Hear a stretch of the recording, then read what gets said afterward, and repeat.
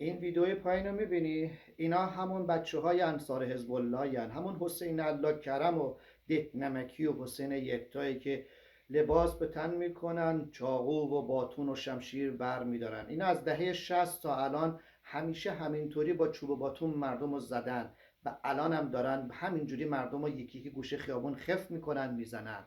حواست باشه تشخیص دوست از دشمن رو بدی، درست خطا رو بخونی. اینجا با هر چه سواد رسانه‌ای هم که داشته باشی، توی جنگ وطنی تشخیص دوست از دشمن بسیار مشکله.